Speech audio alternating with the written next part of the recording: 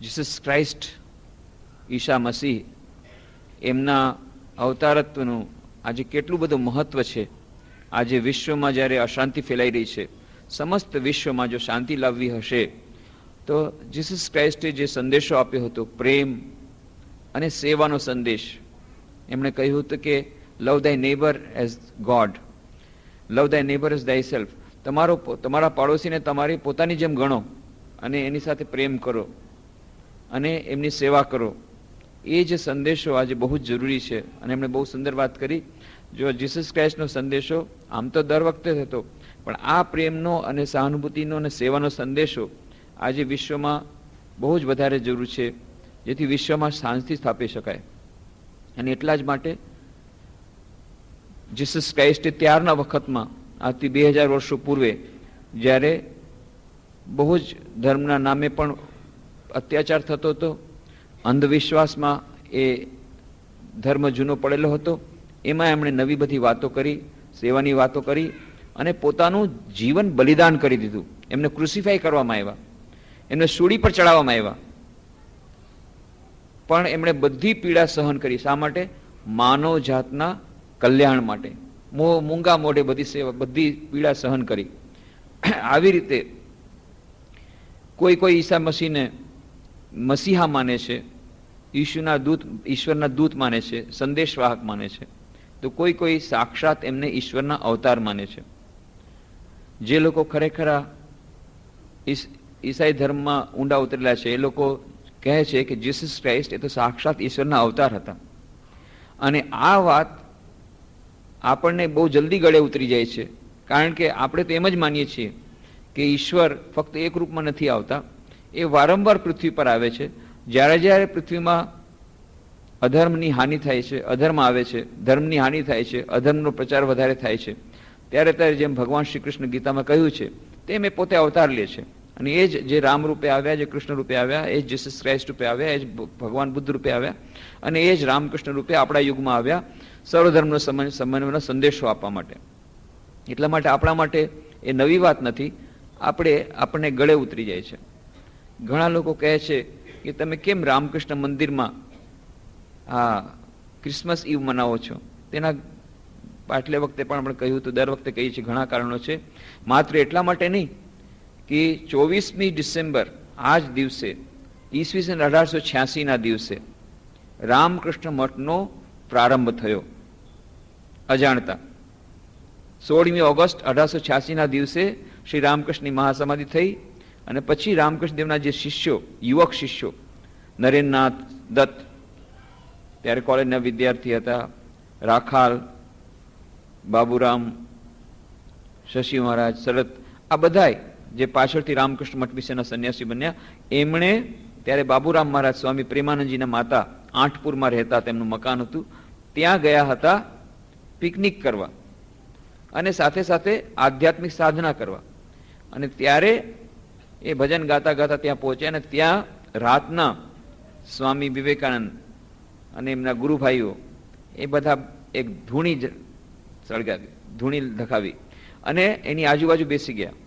અચાનક સ્વામી વિવેકાનંદ શ્રી રામકૃષ્ણ દેવના ત્યાગના સંદેશની મહિમાનું વર્ણન કરવા માંડ્યા કે શ્રી રામકૃષ્ણે કહ્યું તો ત્યાગ કરવો પડશે, જો આપણે ધર્મમાં આગળ વધવું પડશે તો ત્યાગ કરવો પડશે, જીવનમાં ત્યાગને સ્થાન આપવું પડશે. ત્યાગ અને વૈરાગ્યની વાતો કરતા કરતા કરતા અચાનક જીસસ ક્રાઇસ્ટની વાતો કરવા લાગ્યા. જીસસ ક્રાઇસ્ટ કેટલો એમનો મહાન ત્યાગ હતો, કેટલી એમના વૈરાગ્યની ભાવના હતી, કેટલી એમને આધ્યાત્મિકતામાં આગળ હતો, એ બધી વાતો આખી રાત જીસસ ક્રાઇસ્ટની વાતો ચાલી. એમને નીચે લઈ જાઓ, થોડાક નીચે રમવાનું કહ્યું બધા બાળકોને. તો આખી રાત એ લોકોએ જીસસ ક્રાઇસ્ટની વાત કરી. બીજે દિવસે એમને ખબર પડી કે એ તો આ ક્રિસમસ ઈવનો દિવસ હતો, 24મી ડિસેમ્બર હતો. એમને તો ખ્યાલ પણ નહોતો.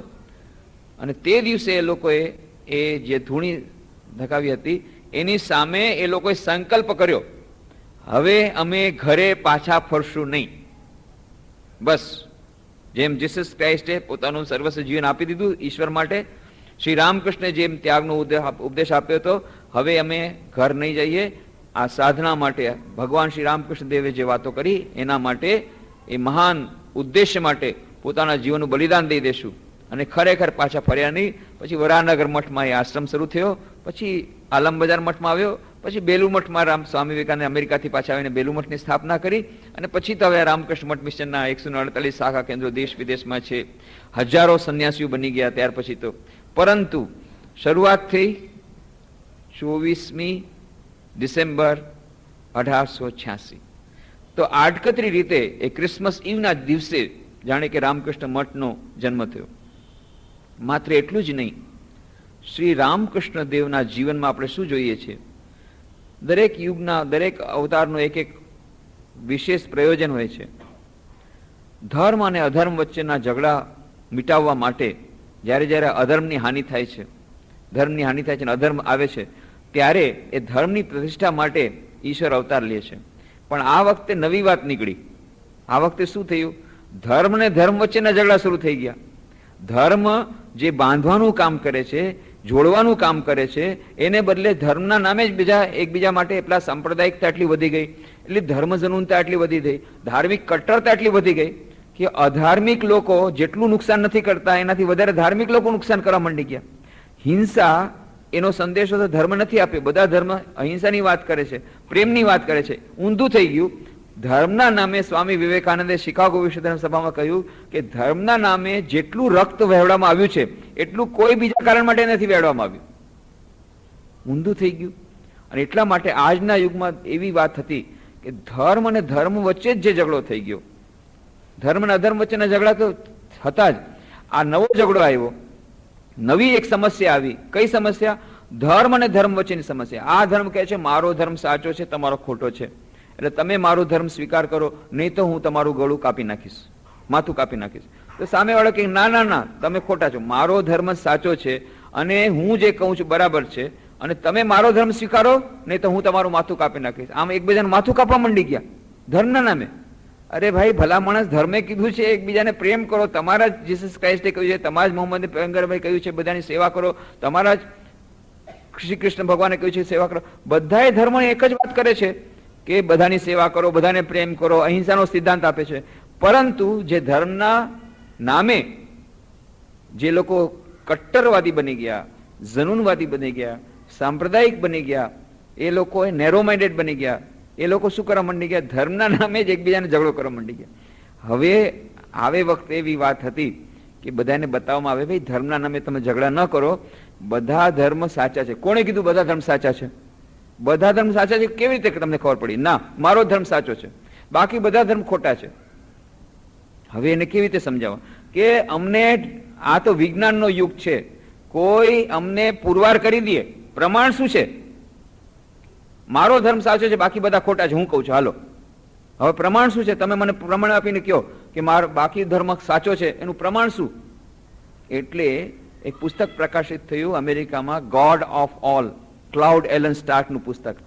એમાં એમણે લખ્યું કે હવે આપણા વૈજ્ઞાનિક યુગમાં જ્યારે ધર્મની વિવિધતાની સમસ્યા છે, the problem of the religious plurality, the problem, the dilemma of religious plurality, ધર્મની વિવિધતાની જે સમસ્યા છે જેને કારણે આ બધું હિંસાનો દોર ચાલે છે, એના માટે આજના યુગમાં એક એવી જ આવશ્યકતા હતી કે કોઈ પોતાના વ્યક્તિગત અનુભવના આધાર પર કહે કે હા, બધા ધર્મો સાચા છે અને સમાન રીતે એ જ પરમ સત્ય તરફ લઈ જવા માટે સક્ષમ છે. પણ એ કેવી રીતે કે કહેવાથી નહીં ચાલે, પોતાના વ્યક્તિગત અનુભૂતિના આધાર પર કહે તો થાય. અને ક્લાઉડ એલન સ્ટાર્ક કહે છે કે આપણે ભાગ્યશાળી છીએ કે હજી થોડાક વર્ષો પૂર્વે જ આવા જ એક મનુષ્ય આવ્યા પૃથ્વી પર અને એમણે પોતાના જીવનમાં વિભિન્ન ધર્મોની સાધના કરી, વારાફરતી એક જ જીવનમાં. કારણ કે નહીં તો કે પાછલા જન્મમાં તમે સાધના કરી એનો પુરાવો શું? પણ એક જ જન્મમાં વિભિન્ન ધર્મોની સાધના કરી અને પુરવાર કરીને કહ્યું કે મને જે અનુભૂતિ થઈ હતી, જીવનની પ્રયોગશાળામાં પુરવાર કર્યું, મને જે અનુભૂતિ થઈ હતી છેલ્લે બધા ધર્મોની સાધના પછી, એ એક જ હતી. અદ્ભુત વાત. ડોક્ટર એપીજે અબ્દુલ કલામ આવ્યા ને 16મી 13મી ફેબ્રુઆરી અહીંયા આવ્યા, તો સવારના ત્યાંથી અમે રાજકોટથી નીકળ્યા કારમાં ને અહીંયા પોરબંદર સુધી આવ્યા. એમને જયારે બધી વાત કરી, આશ્ચર્યચકિત કે શું વાત કરો છો, બધા ધર્મની સાધના કરી. હા, પેલા મહાકાળીના દર્શન કર્યા, પછી એટલેથી ન અટક્યા, કૃષ્ણ ભગવાનના દર્શન કર્યા, પછી રામ ભગવાનના દર્શન કર્યા, હનુમાનના દર્શન કર્યા, પછી 64 તંત્રોની સાધના કરી, વિભિન્ન ધર્મોની, ઇસ્લામ ધર્મની સાધના કરી. ઇસ્લામ ધર્મની સાધના કરતી વખતે એવી રીતે સાધના ન કરી કે માત્ર બસ ઇસ્લામ ધર્મના જે વાતો સંદેશ સાંભળી નહીં. જ્યારે ઇસ્લામ ધર્મની સાધના કરતા ત્યારે મુસલમાન લોકો જેવા કપડાં પહેરે એવા જ કપડાં પહેરે, જેવું ખાય એવું જ ખાય.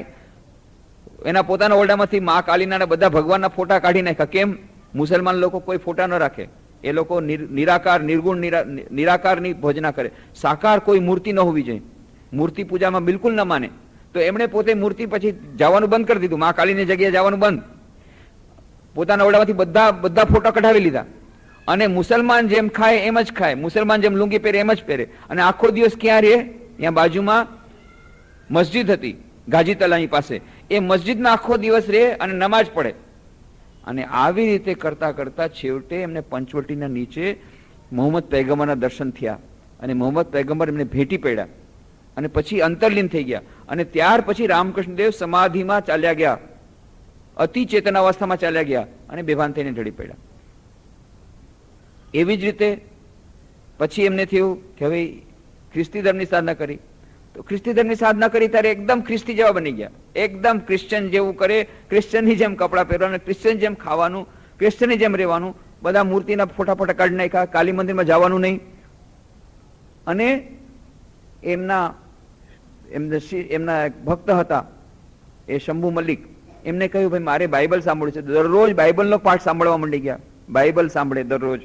અને એક દિવસે એ દક્ષિણેશ્વર જ્યાં રામકૃષ્ણદેવ રહેતા હતા કલકત્તામાં, એની પાછળ જ એમનો બગીચો છે, યદુ મલ્લિકનો બગીચો. એ યદુ મલ્લિકના બગીચામાં ગયા હતા.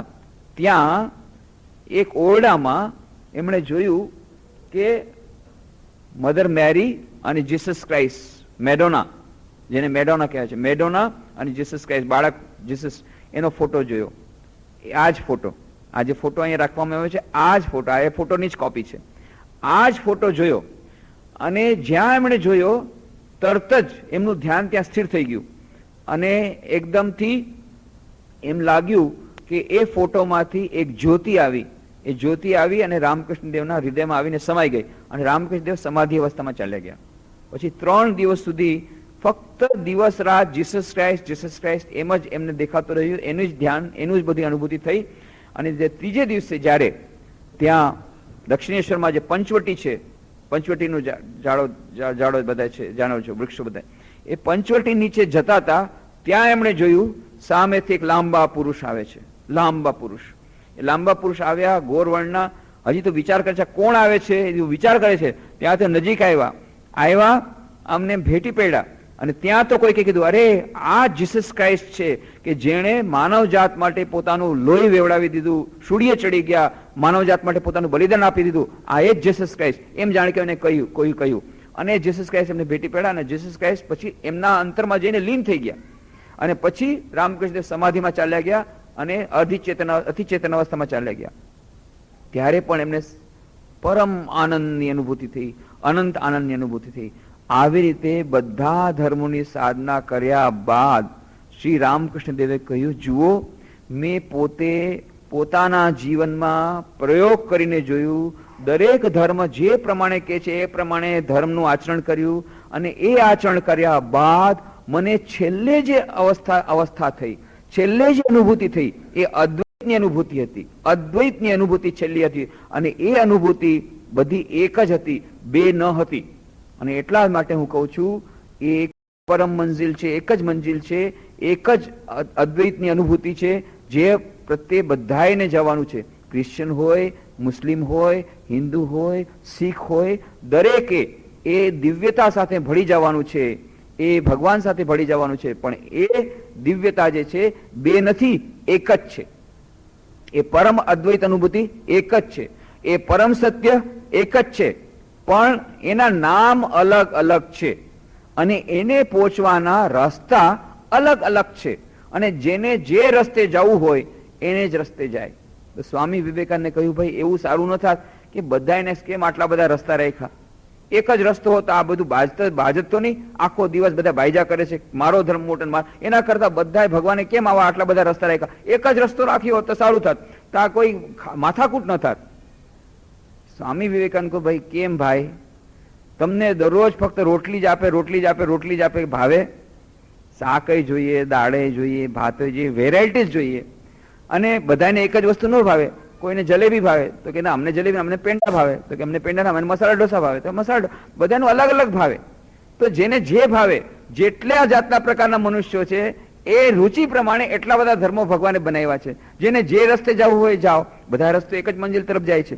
પણ હા, તમને જો ઇડલી ઢોસા ભાવતા હોય તમે ઇડલી ઢોસા ખાઓ, પણ બીજાને જલેબી ગાંઠિયા ખાવતા હોય તો કે ના જલેબી ગાંઠિયા નહીં ખાવાના, તમે ઇડલી ઢોસા ખાઓ ને તમારું માથું કાપી નાખે, એ બરાબર નહીં. તમને ખાતા હોય તમે ઇડલી ઢોસા ખાઓ, પણ ઓલાને ગાંઠિયા જલેબી ભાવે છે, બિચારો ગામડાનો છે, એને કોઈ ઇડલી ઢોસા જોયા નથી કે શું આ બનાવ્યું તમે આવું, અરે આ તો બધું સડેલું છે કાલ રાતનું, એ મને ખાવાનું આપો છો. અરે ભાઈ આ તો ઇડલી છે બહુ સરસ, આ જવા દે મને ગાંઠિયા જલેબી લાવ. નહીં, ગાંઠિયા જલેબી નહીં ખાવાની, ઇડલી ઢોસા ખાઓ ને તમને મારી નાખીશ. એ ભાઈ આવું કઈ વાત થાય? આવી જ રીતે આપણે શું કહીએ છીએ, અમને આ ધર્મ સારો લાગે છે અને અમને આ ધર્મ ગમે છે, અમને આ જ ઈશ્વર ગમે છે, અમે આ ઈશ્વરનું આ રૂપ ગમે છે અથવા ઈશ્વરનું આ ગમે, એટલે અમને આ ગમે છે એટલે તમે આ પાલન કરો, નહીં તો તમારું માથું કાપી નાખીશ. આવી વાત આપણે કરી છે. આ મૂર્ખતાની વાત. એટલા માટે શ્રી રામકૃષ્ણ દેવ આપણા યુગમાં આવીને એમણે એ કહ્યું, પુરવાર કર્યું કે જુઓ એક જ મંજિલ છે, પરમ સત્ય એક જ છે, પણ એના નામ અલગ અલગ છે, પામવાના રસ્તા અલગ અલગ છે.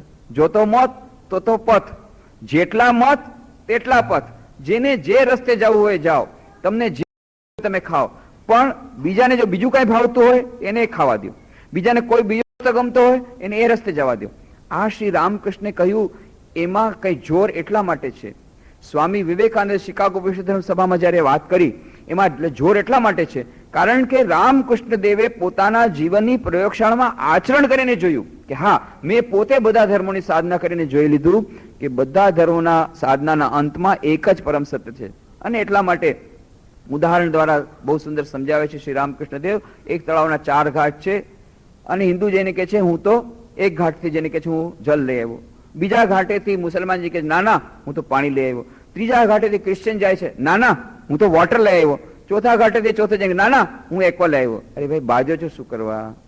એનું જ નામ જલ, એનું જ નામ પાણી, એનું જ નામ વોટર, એનું જ નામ એકવા. સાયન્ટિસ્ટ લોકો કહે છે ભાઈ આ H2O છે, બાજુ શું કરવા? H2O નામ અલગ અલગ છે, પરમ સત્ય એક જ છે, સચ્ચિદાનંદ બ્રહ્મ. એને કોઈ કહે છે અલ્લાહ, કોઈ કહે છે ગોડ, કોઈ કહે છે ઈશ્વર, કોઈ કહે છે કાલી, કોઈ કહે છે રામ. આ બધા એના વલ્લભ નામ છે. તમને જે નામથી એને પોકારો પોકારો. ભગવાન બધું સમજે છે કે મને જ પોકારે છે. નાનો બાળક જો બરાબર ન પોકારી શકે તો ભગવાન તો જાણે છે કે આ તો મને જ પોકારે છે.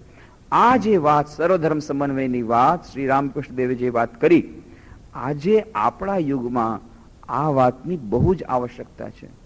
કેમ? કારણ કે અત્યારે તમે એમ નહીં માનતા, આપણને અત્યારે બહુ મજા આવી રહી છે, પણ અત્યારે આપણે બહુ જ કફોડી સ્થિતિમાં છીએ. ગમે ત્યારે ટેરરિસ્ટ લોકો અહીંયા બોમ્બ નાખી દેશે, અહીંયા પણ નાખશે, અક્ષરધામમાં નહીં અહીંયા પણ નાખી શકે છે ગમે તેના. કારણ કે હવે જયારે એ લોકોને જેને બુદ્ધિ નથી તો પછી બુદ્ધિ વગરના માણસો ગમે તે કરી શકે. જ્યાં સુધી આ હંમેશા યાદ રાખજો, આ બધું એક સાથે જ છે, આ બધું એક સાથે જ છે. 11મી સપ્ટેમ્બરના 1893માં સ્વામી વિવેકાનંદે કીધું હતું કે જુઓ આ ડોગમેટિઝમ, સંપ્રદાયવાદ, સંકીર્ણતાવાદ, આ જો આપણે નહીં દૂર કરીએ તો આપણને બહુ મોટી કિંમત ચૂકવવી પડશે. એમણે વોર્નિંગ આપી હતી. ક્યારે આપી હતી? 11મી સપ્ટેમ્બર 1893માં. ડોગમેટિઝમ, સેક્ટેરિયનિઝમ, આ જે સેક્ટેરિયનિઝમ સંપ્રદાયવાદ અને ડોગમેટિઝમ સંકીર્ણતાવાદ અને સાથે સાથે ધર્મ જનૂનતા, આ બધું જો આપણે ધર્મ જીવનમાંથી દૂર નહીં કરીએ, આપણા મનમાંથી દૂર નહીં કરીએ તો આપણને બહુ કિંમત ચૂકવવી પડશે. પણ એ સ્વામી વિવેકાનંદનો સંદેશો સાંભળ્યો નહીં. બધાએ એક જ વાત કહેતા રહ્યા કે ના, કેટલાક લોકોએ સાંભળ્યો, બધાએ ન સાંભળ્યો. અને કેટલાક લોકો એમ જ કહેતા રહ્યા ના અમારો ધર્મ જ મોટો છે, અમારો ધર્મ સાચો છે, અમારો ધર્મ સાચો, તમારો બધાનો ધર્મ ખોટો, અને તમે અમારો ધર્મ સ્વીકાર કરો તો જ તમને બચાવીએ, નહીં તો તમને મારી નાખીએ. અને મારી નાખ્યા 11મી સપ્ટેમ્બર પાછલા વર્ષે. બસ ખતમ, પેલા વર્લ્ડ ટાવર ખતમ કરી નાખ્યા. આટલું થયા પછી પણ અમેરિકામાં હજારો માણસો મરી ગયા. બિચારાને શું દોષ હતો? એક જ દોષ હતો કે અમેરિકામાં રહેતા હતા. એક જ દોષ હતો, બીજો કોઈ દોષ હતો? અમેરિકામાં રહેવું દોષ છે? બસ વર્લ્ડ ટાવરમાંથી આખા હજારો માણસોને મારી નાખ્યા. કોણે? ટેરરિસ્ટ લોકોએ. એ કેવા હતા ટેરરિસ્ટ? બહુ સારા હતા, બહુ સારા હતા. એમ નહીં માનતા ગુંડા હતા, નહીં. બહુ સારું જીવન જીવતા હતા, સાદું જીવન જીવતા હતા અને ભગવાનમાં બહુ શ્રદ્ધા રાખતા હતા. પણ એક જ કે મારો ભગવાન સાચો, બાકી બધો ભગવાન ખોટો. મારો ધર્મ સાચો, બાકી બધા ખોટા. અને કારણ કે ઇસ્લામ ધર્મ એક જ ધર્મ છે અને એ ધર્મનો આ બાકી બધા લોકો સ્વીકાર નથી કરતા, એટલે એ લોકો ટેરરિસ્ટ બની ગયા. અને એ ટેરરિસ્ટ બની અને પ્લેનમાં બેઠા અને પ્લેનને અથડાવ્યું વર્લ્ડ ટાવર સાથે, પોતે મરી ગયા, 5 જણ મારી નાખ્યા. આ છે ડોગમેટિઝમ, સેક્ટેરિયનિઝમ. આનું પરિણામ આવે છે ટેરરિઝમ. ટેરરિઝમનું પરિણામ આવે છે ડિસ્ટ્રક્શન, સંપૂર્ણ વિનાશ, માનવજાતનો વિનાશ. એના સિવાય બીજું કાંઈ બાકી નહીં રહે. આજે આવી કફોડી સ્થિતિ થઈ ગઈ છે, ક્યારે કોના ઉપર અટેક થશે કાંઈ કહેવાય નહીં. કેમ? લોકો પાગલ થઈ ગયા છે. ધર્મના નામે ધર્મ જનૂની બની ગયા છે કે મારો ધર્મ સાચો, બાકી બધા ધર્મ ખોટા. હું જેમાં માનું છું એ જ સાચું, બાકી બધું ખોટું. આ જે ધર્મ જનૂન અને ધર્મ સંકીર્ણતા, આ ક્યાં સુધી નહીં થાય? જ્યાં સુધી આપણે શ્રી રામકૃષ્ણ દેવે વાત કરી હતી આપણા યુગમાં કે મેં પોતે જોઈને જોઈ લીધું, ભાઈ બધા ધર્મો સાચા છે, સમાન રીતે સાચા છે. આ વર્ષે 11મી સપ્ટેમ્બરે અમેરિકન ગવર્મેન્ટે નિર્ણય કર્યો કે આજે 1 વર્ષ પૂરા થયા ને, તો બધાને શ્રદ્ધાંજલિ આપશું જે લોકો મરી ગયા એના માટે, અને એની એક વાર્ષિકી ઉજવણી કરશું. પણ પછી જયારે ટેરરિસ્ટ લોકોએ વોર્નિંગ આપી અને ક્યાંકથી ખબર મળ્યા, ઉજવણી ન કરી. The first anniversary of the destruction of world towers could not take place officially. ફક્ત એક જ જગ્યાએ આ એનિવર્સરી અમેરિકામાં 11મી સપ્ટેમ્બર મનાવવામાં આવી. ક્યાં? Vedanta centre of Ramakrishna mission, Hollywood. એક જ જગ્યાએ. બીજા કોઈને હિંમત ન થઈ. 16 સંન્યાસીઓ હતા અને એ લોકોએ બધાએ આ સર્વધર્મ સમન્વયની વાત કરી. બીજા કોઈની પાસે આ હિંમત નહોતી. હમણાં 11મી સપ્ટેમ્બરના 16 સંન્યાસીઓ આખા વિશ્વના ભેગા થયા અને એમણે આ જ વાત કરી, સર્વધર્મ સમન્વયની વાત. ક્યારે આ બધું અટકશે? ક્યારે બધું અટકશે? જ્યારે આજે આપણે જે કરી રહ્યા છીએ એ કામ બધા લોકો કરશે. શું કરશે? જુઓ, આજે ક્રિસમસ ઇવ છે. કેટલી બધી જગ્યાએ દેશ વિદેશમાં હજારો લાખો જગ્યાએ કેટલી સુંદર ઉજવણી થશે. જીસસ ક્રાઇસ્ટના બર્થની ઉજવણી થશે. ક્યાં થશે? ચર્ચમાં, મંદિરમાં નહીં થાય. એક રામકૃષ્ણ દેવના મંદિર, જેટલા રામકૃષ્ણ મઠ મિશન સેન્ટર છે બધી જગ્યાએ ઉજવણી થઈ રહી છે. લગભગ બધી જગ્યાએ ઉજવણી થાય છે. એવી જ રીતે બાંગ્લાદેશમાં જેટલા અમારા સેન્ટર છે ઈદની ઉજવણી થાય છે. અહીંયા મુસ્લિમ ઓછા આવે છે એટલે નથી ઉજવતા, નહીં તો જ્યાં જ્યાં મુસ્લિમ આવે છે ઈદ પણ ઉજવણી છે. ગુરુ નાનકની જયંતિ દરેક સેન્ટરમાં ઉજવવામાં આવે છે. ભગવાન મહાવીરનું જયંતિ બધા સેન્ટરમાં ઉજવવામાં આવે. ભગવાન બુદ્ધની જયંતિ દરેક સેન્ટરમાં ઉજવવામાં આવે. કેમ? બધા ધર્મોમાં માનીએ છીએ. સર્વધર્મના બધા સિમ્બોલ છે.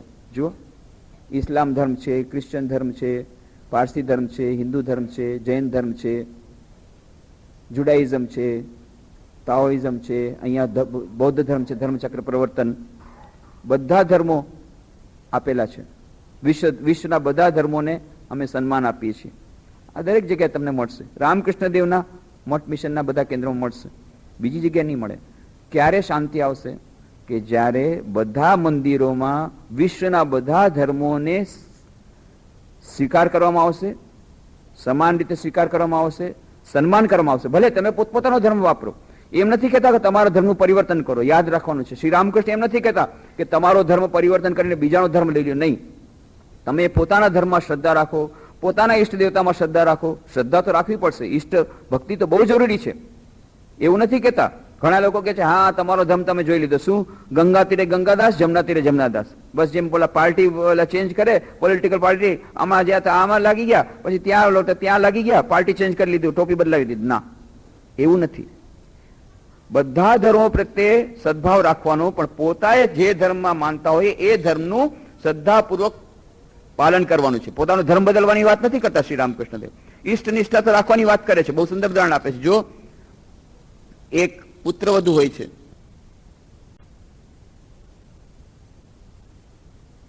કરે, દેરની પણ સેવા કરે, સાસુની સેવા કરે, દેરાણી જેઠાણી બધાને સાચવે, નણંદને પણ સાચવે, બધા સાથેનો સંબંધ હોય, પરંતુ એના પતિ સાથે જે સંબંધ છે એવો સંબંધ બીજા કોઈ સાથે ન રાખે. પતિ સાથેનો વિશિષ્ટ સંબંધ છે.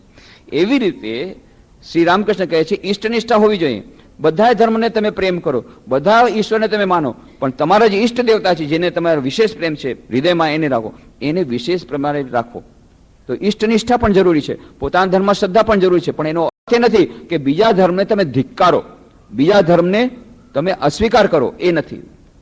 આ વાત જો આવી જશે, બધા મંદિરોમાં જ્યારે આવી રીતે બધા ધર્મોને સદભાવના સન્માન કરવામાં આવશે, અને ફક્ત મંદિરોમાં નહીં, ગુરુદ્વારામાં પણ કરવું પડશે, મસ્જિદમાં પણ કરવું પડશે, ગિરજાઘરમાં પણ કરવું પડશે, દરેક ધાર્મિક સ્થાનમાં બધા ધર્મોને સન્માન આપવાની વાત કરવામાં આવશે. સર્વધર્મ સંભાવની ભાવના દરેક મંદિરમાં આવવી જોઈએ, દરેક ગુરુદ્વારામાં આવવી જોઈએ, દરેક ચર્ચમાં આવવી જોઈએ, દરેક મસ્જિદમાં આવવી જોઈએ. તો જુઓ, ધીરે ધીરે આ બધી જે વૈમનસ્યની ભાવના દૂર થઈ જશે. એટલા માટે એ સંપ્રેક્ષમાં આજે આપણે જે ઉજવવી છે, એટલા માટે કે શ્રી રામકૃષ્ણએ કહ્યું હતું ઇસ્લામ ધર્મ પણ મહાન છે, ઈસાઈ ધર્મ પણ મહાન છે. જીસસ ક્રાઇસ્ટ ઉપર તો રામકૃષ્ણને કેટલી શ્રદ્ધા હતી, કેટલી બધી શ્રદ્ધા હતી. જીસસ ક્રાઇસ્ટને સાક્ષાત અવતાર માનતા અને કેટલા જીસસ ક્રાઇસ્ટને સન્માન આપતા. સ્વામી વિવેકાનંદ કહે છે જીસસ ક્રાઇસ્ટ આજે હોત તો હું એમના ચરણની પૂજા કેવી રીતે કરત? પોતાના આંસુઓ દ્વારા નહીં, પોતાના રક્ત દ્વારા. એટલી બધી વાત કરે છે. એટલી બધી કેમ શ્રદ્ધા? કારણ કે જાણે છે એ જ ભગવાન રૂપ બદલીને આવે છે, વેશ પરિવર્તન કરીને આવે છે. એટલા માટે જેટલી શ્રદ્ધા અમને જીસસ ક્રાઇસ્ટ પ્રત્યે છે, એટલી જ શ્રદ્ધા કૃષ્ણ પ્રત્યે છે. કૃષ્ણ અને ક્રાઇસ્ટ સેમ. હમણાં સાંભળ્યું, જીસસ ક્રાઇસ્ટનો જન્મ ક્યાં થયો હતો? તબેલામાં, જ્યાં ઘોડા રાખવામાં આવે છે ત્યાં. અને રામકૃષ્ણનો જન્મ ક્યાં થયો? ત્યાં કામારપુકુર ગામડામાં, જ્યાં ધાન કૂટવામાં આવે એની અલગ નાનકડી જગ્યા હોય, ધાન કૂટવામાં આવે એવી જગ્યામાં, એવી નાનકડી જગ્યામાં રામકૃષ્ણનો જન્મ થયો. બંનેનો અલૌકિક જન્મ. બધા ઈશ્વરના અવતાર એવી જ રીતે આવે છે. દિવ્ય જન્મ થયો. જો હમણાં સાંભળ્યું ને, દિવ્ય જન્મ થયો હતો. અદભુત રીતે એમ જન્મ થયો હતો બાળકનો, જીસસ ક્રાઇસ્ટનો. કેવી રીતે જન્મ થયો? કે મરિયમને દેવદૂતે કહ્યું કે તારા ઘરમાં બાળક આવશે. અરે, આવી રીતે કઈ દિવસ બાળક આવે? કોઈ પણ જાતના સંસર્ગ વગર? હા, એ દિવ્ય બાળક હશે. આ કોઈને વિશ્વાસ નથી આવતો. આ કેવી રીતે બની શકે? કોઈ પણ જાતના ભૌતિક સંસ્પર્શ વગર માતાના ગર્ભમાં બાળક કેવી રીતે આવે? પરંતુ આપણને ત્યારે વિશ્વાસ નહોતો આવતો કે ના, મરિયમની જે વાત હશે ખોટી હશે. હવે જુઓ, રામકૃષ્ણનું જીવન વાંચો. કામારપુકુરમાં રહેતા હતા, ગયા ધામમાં ગયા, ત્યાં તીર્થ દર્શન કરવા, અને વિષ્ણુ ભગવાને કહ્યું કે હું તારા ઘરે જન્મ લઈશ. અને ખુદીરામ ચટ્ટોપાધ્યાયને કહ્યું, અને ખુદીરામ ચટ્ટોપાધ્યાય રામકૃષ્ણદેવના પિતાશ્રી હતા. એ ખુદીરામ ચટ્ટોપાધ્યાય મહાન ભક્ત, અને હાથ જોડીને કહે છે પ્રભુ મારા ઘરે આવતા નહીં. અરે, હું તો ગરીબ છું, તમારે દેવા માટે હું માખણ મિશ્રી ક્યાંથી કાઢીશ? તો કે નહીં, ચિંતા કરતો નહીં, તું જે સૂકું આપીશ એ હું ખાઈશ, પણ મારે તો તારે જન્મ ઘરે આવવું છે, કારણ કે હું તારી ભક્તિથી પ્રસન્ન થયો છું. અને જ્યારે પાછા આવ્યા ત્યારે જોયું તેની પત્ની ચંદ્રામણી દેવી રડી રહ્યા છે. શું? કે હું ત્યાં યોગીના શિવ મંદિરમાં ગઈ હતી, અને શિવજીના મંદિરમાં જ્યારે જોતી, ત્યાં શિવલિંગમાંથી એક જ્યોતિ આવી અને એક પ્રકાશ આવ્યો. પ્રકાશનો ગોળો મારા પેટમાં ઘૂસી ગયો, અને ત્યારથી મારું અનુભૂતિ બેભાન થઈ ગઈ, સમાધિમાં ચાલી ગઈ. અને પછી જ્યારે જાગી ત્યારે જોયું કે મારા પેટ ભારે થઈ ગયું છે, મને એમ લાગે છે બાળક થશે. જ્યારે બીજા બધાને વાત કરી, અરે ગાંડી થઈ છે, ગાંડી, આ ઉંમરે, ત્યારે 60 વર્ષની ઉંમર, આ ઉંમરે તને બાળક થશે? અને આવું હોય ત્યાંથી પ્રકાશનો ગોળો આવે અને પેટમાં ઘૂસી જાય અને બાળક થાય? આવી બધી વાત કરતી નહીં, તને પાગલખાનામાં નાખી દેશે. પણ સાચું કહું છું, પેટ ભારે લાગે છે, સાચું કહું છું, બાળક જન્મ થશે એવી વાત લાગે છે. રાતના દરરોજ મને દેવી દેવતાના દર્શન થાય છે. ત્યારે ખુદીરામ કીધું ચિંતા કર નહીં, લોકો શું કહે છે એના ઉપર ધ્યાન નહીં દે. ખરેખર પ્રભુ આપણા ઘરે આવવાના છે. અને ખરેખર ચંદ્રામણી દેવીએ જન્મ આપ્યો. જેમ જીસસ ક્રાઇસ્ટનો જન્મ આવી રીતે દિવ્ય રૂપે થયો. દેવદૂતે કહ્યું મરિયમને કે ના, તારે બાળક જન્મ થશે, દિવ્ય રૂપે આવશે. ત્યારે આપણને વિશ્વાસ નહોતો થયો. જો આપણા આ 100 વર્ષ પહેલાની વાત છે. રામકૃષ્ણ દેવનું જીવન ચરિત્ર લખ્યું છે સ્વામી શારદાનંદજીએ. કહ્યું છે એક પણ વાત એવી નથી કે જે મેં પોતે ચકાસણી ન કરી હોય. તો મેડિકલ સ્ટુડન્ટ હતા. રામકૃષ્ણ લીલા પ્રસંગમાં લખે છે કે ખરેખર આવી રીતે સાંભળ્યું કે ખુદીરામ ચટ્ટોપાધ્યાય ચંદ્રામણી દેવી કામોત્પુ કરીને રહેતા હતા. આવી રીતે રામકૃષ્ણ આવ્યા. તો જે રામ હતા, જે કૃષ્ણ હતા, એ જ બુદ્ધ રૂપે આવે છે, એ જ વિભિન્ન અવતાર રૂપે આવે છે, એ જ ક્રાઇસ્ટ રૂપે આવે છે ને એ જ રામકૃષ્ણ રૂપે આવે છે. અને કેટલાક લોકો તો માસ્ટર મહાશયને કથામૃતમાં પૂછ્યું રામકૃષ્ણ દેવે, અચ્છા તમે શું માનો છો આના વિશે? તો મને એમ લાગે છે કે તમે જીસસ ક્રાઇસ્ટ અને ચૈતન્ય એક જ છો. ત્યારે રામકૃષ્ણ કે હા બરાબર.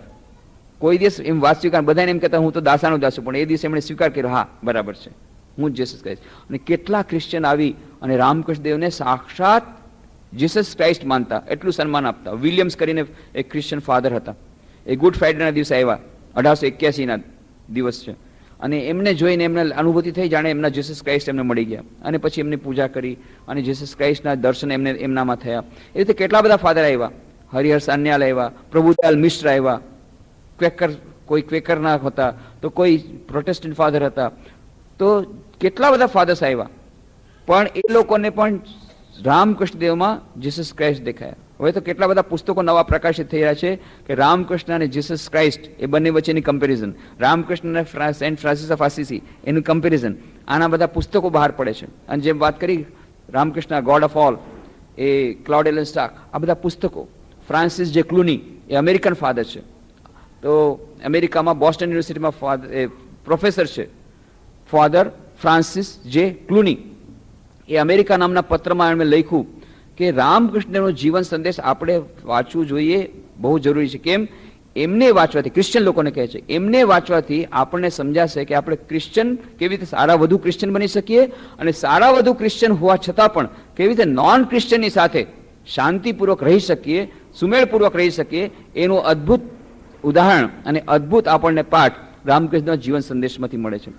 આજે ઓર્નોલ્ડ જે ટોઇનબી એટલા જ માટે કહે છે કે આપણે જો આ સંપૂર્ણ વિશ્વને બચાવવું હશે, આ અણુયુગ છે ને, એટલા બધા અણુ પરમાણુ બોમ્બ છે આપણી પાસે અત્યારે દુનિયામાં, એક વાર નહીં સંપૂર્ણ વિશ્વને 16 વાર આપણે ખતમ કરી શકીએ, 16 વાર ખતમ કરી નાખીએ, એટલા બધા અણુ શસ્ત્રો આપણી પાસે અત્યારે ખડકલો છે બધા દેશો પાસે. હવે આમાંથી બચાવશે કોણ? અને આ જેટલા અત્યારે યુદ્ધો થાય છે, આપણને એમ લાગે છે દેશો વચ્ચેના યુદ્ધ છે, દેશો વચ્ચેના યુદ્ધ નથી. આ કોના વચ્ચેના યુદ્ધો છે? It is a clash of સિવિલાઇઝેશન્સ, ધર્મો વચ્ચેના યુદ્ધો છે. કોણે વાત કરી? એ સેમ્યુઅલ પી હન્ટિંગ્ટન, એમણે પુસ્તક લખ્યું છે ધ ક્લેશ ઓફ સિવિલાઇઝેશન્સ. એમાં એમણે લખીને પુરવાર કરીને બતાવ્યું કે જેટલા યુદ્ધો છેલ્લા 50 વર્ષમાં થયા છે, એના મોટા ભાગના યુદ્ધો દેશો વચ્ચેના યુદ્ધ નહોતા. They were the clash of civilisations, એ કલ્ચર્સ વચ્ચેના, ધર્મો વચ્ચેના યુદ્ધો હતા. અને એ ધર્મો વચ્ચેના યુદ્ધો જો અટકાવવા હોય તો આ શ્રી રામકૃષ્ણ દેવની સમન્વયની ભાવના આપણે સ્વીકારવી પડશે. એટલે ક્લાઉડ એટલે ઓર્નોલ્ડ જે ટોઇનબી મહાન ઇતિહાસકાર થઈ ગયા, એમણે કહ્યું કે the present chapter of the history had a western beginning, but if the world has to survive from self destruction, it must have an Indian end. જો આ જે અત્યારનો જે અધ્યાય છે ઇતિહાસનો, એ અધ્યાયનો પ્રારંભ કોનાથી થયો હતો? પાશ્ચાત્ય સભ્યતાથી. પણ એનો અંત કેવી રીતે થવો પડશે? જો આપણે એ સભ્યતાને સંપૂર્ણ વિનાશમાંથી બચાવવી હોય, તેનો અંત પ્રાચ્ય સંસ્કૃતિ અને પ્રાચ્ય સભ્યતા સાથે થવો જોઈએ, ભારતીય સભ્યતા સાથે થવો જોઈએ. અને પછી એમણે કહ્યું મહાત્મા ગાંધી એન્ડ એમ્પરર અશોકા's principle of non-violence and Sri Ramakrishna's testimony as to the harmony of religions, these are the attitudes and the values which will save the whole world from self-destruction. કહે છે મહાત્મા ગાંધી અને સમ્રાટ અશોકનો અહિંસાનો સિદ્ધાંત અને શ્રી રામકૃષ્ણ દેવે પોતાના જીવનની પ્રયોગશાળામાં આચરીને બતાવેલો સર્વધર્મ સમન્વયનો સંદેશ, આ જ બે સંદેશા છે, આ જ મૂલ્યો છે જે સંપૂર્ણ વિશ્વને વિનાશમાંથી ઉગારશે. આજે આપણને એવા સંદેશની જરૂર છે, શ્રી રામકૃષ્ણના જીવન સંદેશની જરૂર છે કે જેમાં એમણે કહ્યું છે બધા ધર્મો સમાન રીતે મહાન છે. અને એટલા માટે આપણે ક્રિસમસ ઈવ પણ ઉજવશું, ઈદ પણ ઉજવશું, મહાવીર જયંતિ પણ ઉજવશું, બુદ્ધ જયંતિ પણ ઉજવશું. અને યાદ રાખશું કે દરેકે દરેક ધર્મ એક જ પરમ સત્ય તરફ લઈ જાય છે, અને પરમ સત્ય એક જ છે, અને પામવાના માર્ગો અલગ અલગ છે. આપણા પોતપોતાના ધર્મમાં આપણે ચીપકીને રહેવાનું છે, પોતાનો ધર્મ છોડવાનો નથી. આપણે કઈ એમ નથી કહેતા કે બધા તમે ધર્મ ત્યાગી દો. બધા કે તમે તો બધાને ક્રિશ્ચિયન બનાવવા માંડી ગયા. ના, અમે બધાને ક્રિશ્ચિયન નથી બનાવતા, બધાને હિન્દુ નથી બનાવતા, બધાને મુસ્લિમ નથી બનાવતા. જેને પોતપોતાના ધર્મમાં આગળ વધે, પરંતુ બીજા ધર્મો પ્રત્યેની ફક્ત સહિષ્ણુતાની વાત નથી કરતા શ્રી રામકૃષ્ણ સ્વામી વિવેકાનંદ, સ્વીકારની વાત કરે છે. We do not only believe in tolerance but we believe in acceptance of all religions as equally true. Swami Vivekananda Chicago ધર્મસભામાં કહ્યું હતું, જેની આજના વિશ્વને બહુ જરૂર છે. ધીરે ધીરે ધીરે આ ઉપદેશ ફેલાશે અને જીસસ ક્રાઇસ્ટના ઉપદેશો તો કેટલા મહાન. ટાઈમ બહુ થઈ ગયો છે એટલે હવે એના ઉપર આપણે નહીં જઈએ, પણ જીસસ ક્રાઇસ્ટના તમે ઉપદેશો જુઓ, એમ લાગે ગીતાનો સંદેશ, એ જ શ્રી રામકૃષ્ણ સંદેશ, સ્વામી વિવેકાનંદ સંદેશ, એ જ વાતો, બહુ સુંદર સુંદર વાતો. એમણે જે વાત કરી, ખાસ કરીને સરમન ઓન ધ માઉન્ટ, એ તમે જુઓ. સરમન ઓન ધ માઉન્ટ તમને વેદાંતનો સંદેશો જ મળશે, જાણે વેદાંતનો સંદેશો, રામકૃષ્ણનો સંદેશો. ઇમિટેશન ઓફ ક્રાઇસ્ટ બહુ સુંદર પુસ્તક છે. સ્વામી વિવેકાનંદ પરિવ્રાજક રૂપે ફરતા ફરતા અહીંયા આવ્યા હતા પોરબંદર 1891-92. અહીંયા 4 મહિના રહ્યા હતા આજ બંગલામાં. અહીંયા આવતા પહેલા જુનાગઢ ગયા હતા. તો જુનાગઢમાં ત્યાં રહેતા હતા ત્યારે ત્યાંના દિવાન હતા હરિદાસ વિહારીદાસ દેસાઈ, એના સંપર્કમાં આવ્યા હતા અને એમના ખાસ મિત્ર બની ગયા હતા. અને હરિદાસ વિહારી દેસાઈની ઓફિસમાં એક કામ કરતા હતા, એક મેનેજર તરીકે કામ કરતા હતા. ત્યારે એનું નામ છગનલાલ પંડ્યા, પાછળથી એજ્યુકેશન ઓફિસર બન્યા મોટા, અને એમણે પુસ્તકો પણ લખી છે. કાદંબરી નામનું બહુ સુંદર, એમનું બહુ પ્રસિદ્ધ પુસ્તક છે છગનલાલ પંડ્યા.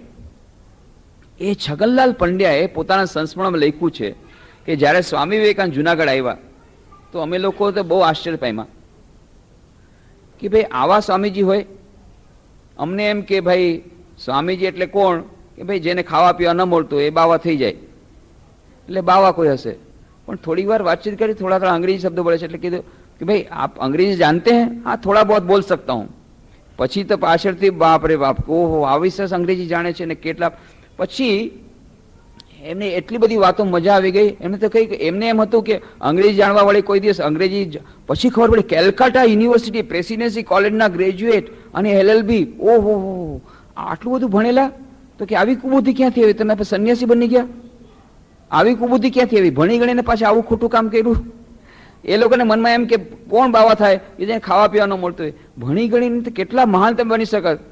ત્યારે સ્વામી વિવેકાનંદ ધીરે ધીરે સમજાવ્યું કે જો આ ત્યાગ અને સેવાનો મહાન આદર્શ રામકૃષ્ણદેવનો છે, એને અપનાવ્યો છે અમે લોકોએ, અને આજ આખા દુનિયાની અત્યારે જરૂર છે આ સંદેશની. બધી ધીરે ધીરે એમને ખબર પડી. ત્યારે એનાથી બહુ અંજાઈ ગયા છગનલાલ પંડ્યા. ધીરે ધીરે એમને ખબર પડી. ત્યાં સુધી પછી એમણે વાતો જે કરી, એમાં બધી વાતો, એમાં પાછી એક દિવસ એનું પોટલું છોડ્યું.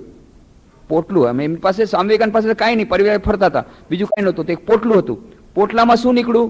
એક રામકૃષ્ણદેવનો ફોટો અને એક પુસ્તક. પુસ્તક કયું? આ જ પુસ્તક, imitation of Christ.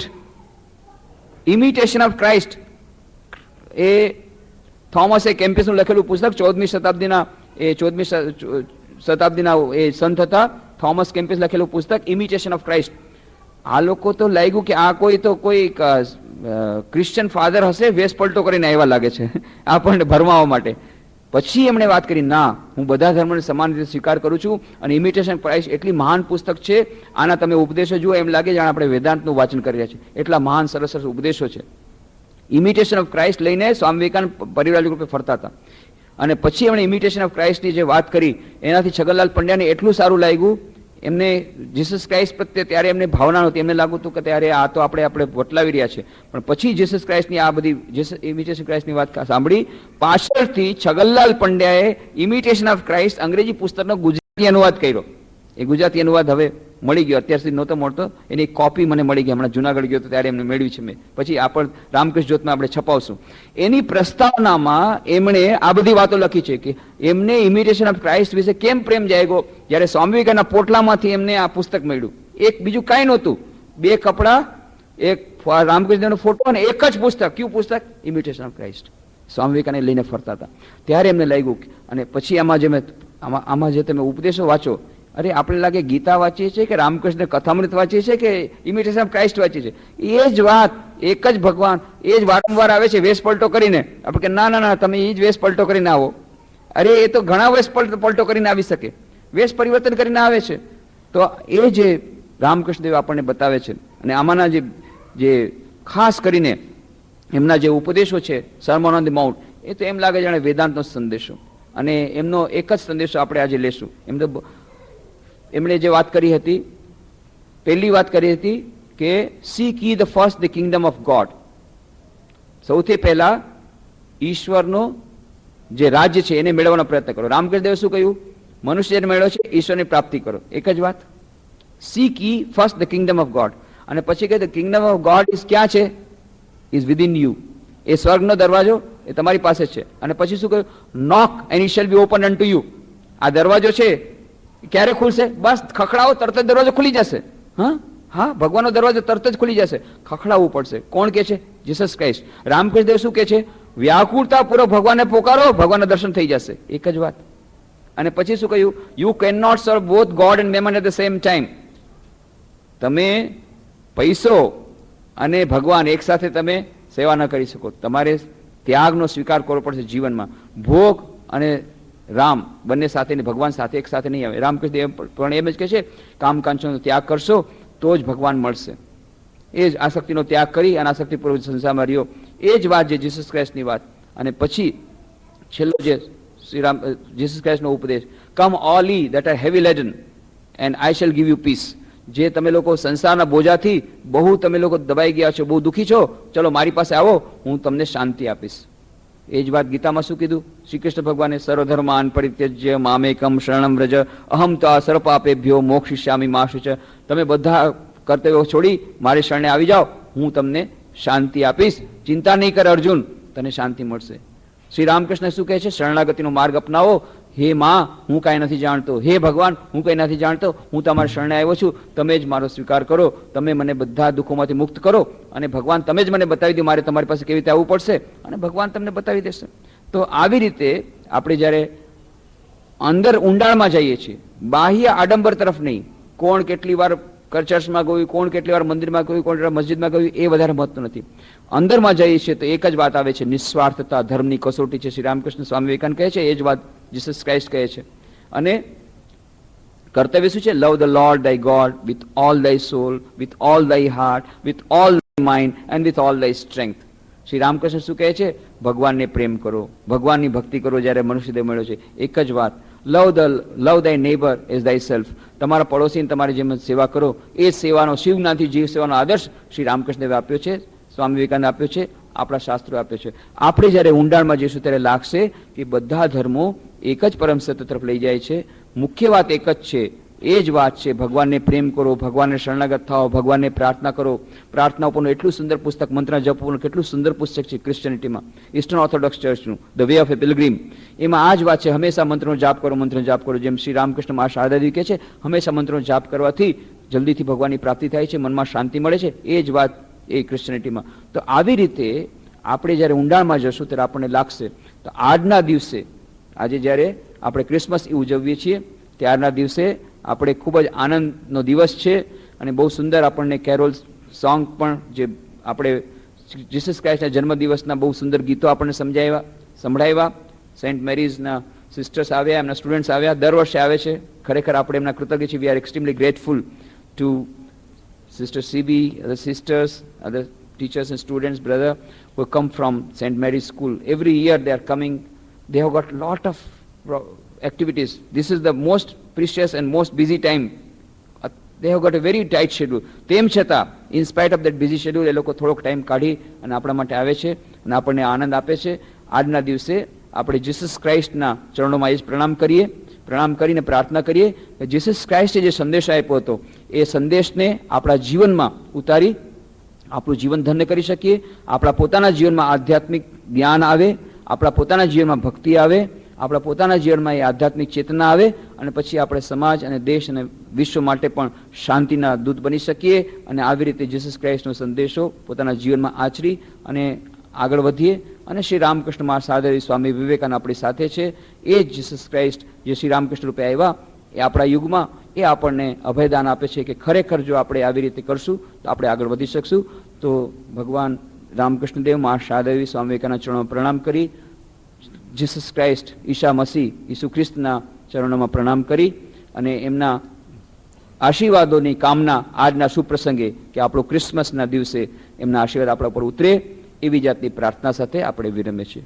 Om Shanti Shanti Shanti. Hari Om તત્સત. Shri રામકૃષ્ણાર્પણમસ્તુ.